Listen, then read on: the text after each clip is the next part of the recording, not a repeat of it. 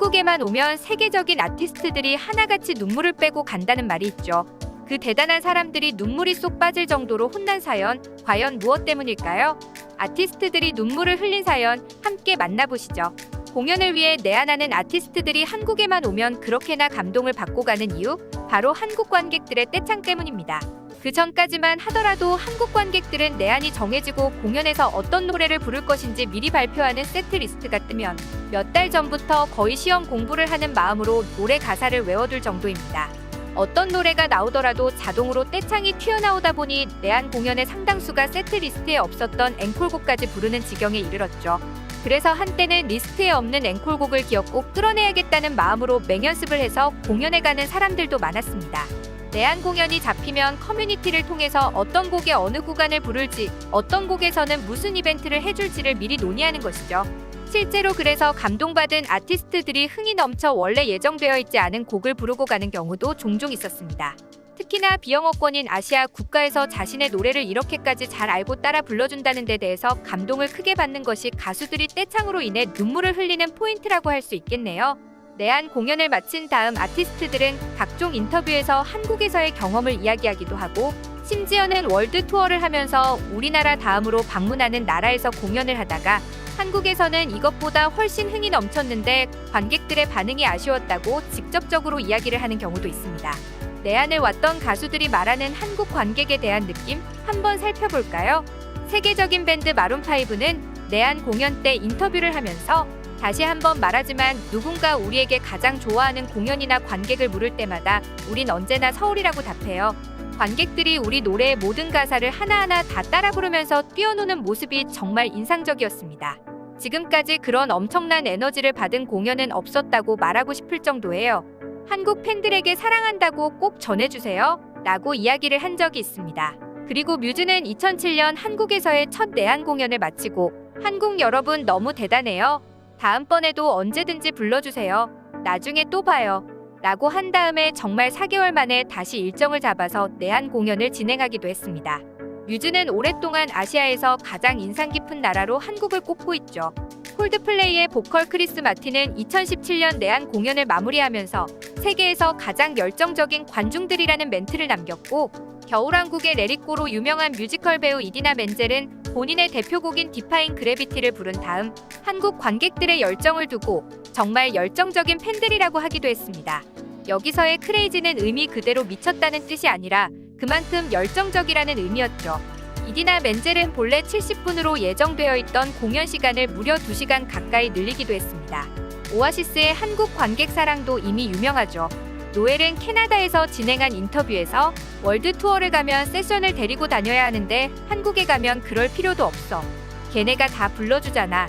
정말 믿기지 않을 정도로 좋은 사람들이야 라는 말을 남겼고, 실제로 코로나 전까지 한국에 자주 오는 가수 중 하나였습니다.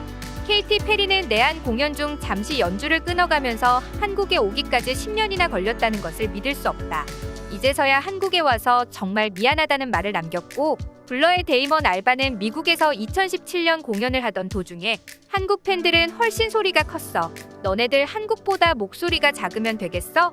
라고 해외 공연에서 직접적으로 한국 관객들의 열정적인 반응과 떼창에 대해 언급하기까지 했습니다.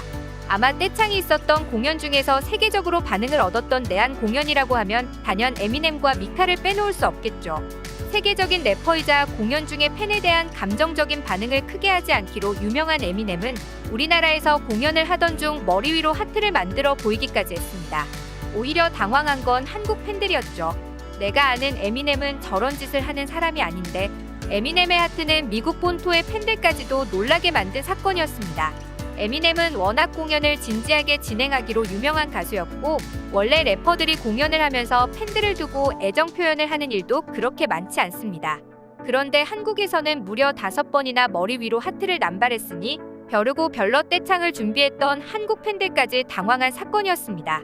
미국 팬들은 에미넴 콘서트만 10번 넘게 갔는데 한 번도 저런 적 없었다.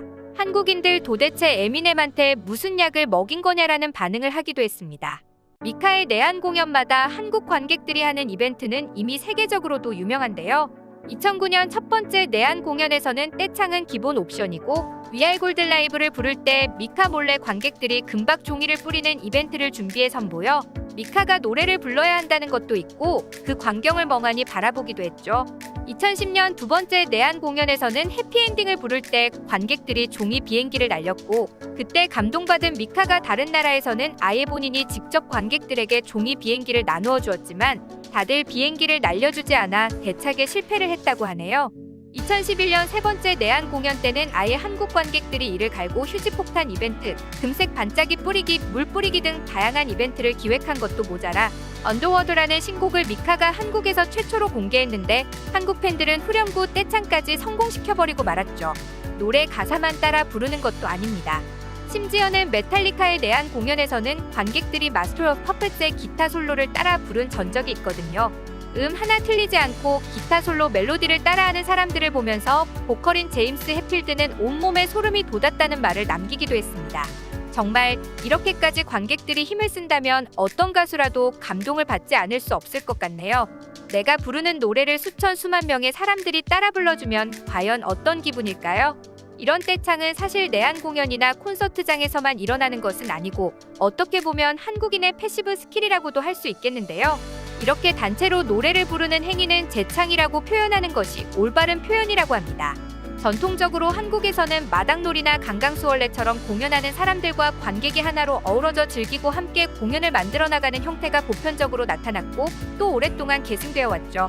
서구권에서의 오락과 공연 문화가 들어오면서 이런 경향이 좀 줄어들기는 했지만 여전히 모두가 모여있는 공연장에서는 옛날처럼 판을 벌리는 놀이 문화를 통해 공연자와 관객이 소통하는 문화가 이어지고 있습니다. 그래서 콘서트장이라고 해도 음악을 가만히 앉아서 듣는 공간이기보다는 함께 노래를 부르고 가수와 소통하는 행사가 될 수 있도록 모두가 노래를 연습해가는 것이죠. 노래를 따라 부르는 싱얼롱과 동일한 것 아니냐고 하는 사람도 있는데 사실 이런 싱얼롱은 한국의 떼창처럼 조직적으로 계획되지 않고 관객이 능동적으로 가수와 상호작용을 하고 소통하며 에너지를 나누려 하는 행동이라기보다 수동적이고 일회성인 행동이라는 점에서 차이가 있다고 할 수 있겠습니다. 앞서 말씀드린 대로 떼창을 워낙 열심히 준비해가다 보니 가수들이 예정에 없던 앵콜곡을 내놓거나 신곡을 한국 공연에서 처음으로 발표하고 예정된 공연 시간보다 훨씬 긴 시간 동안 공연을 하는 일이 일어나고 있어 해외 팬들도 이런 흔치 않은 현상 때문에 한국에서의 공연 영상을 더욱 열심히 찾아보고 있다고 하네요. 오늘 저희가 준비한 이야기는 여기서 마치도록 하겠습니다. 지금까지 한국 떼창 해외 반응을 살펴봤습니다. 시청해주셔서 감사합니다. 영상이 재미있으셨다면 구독과 좋아요도 부탁드립니다. 지금까지 코리아주모였습니다.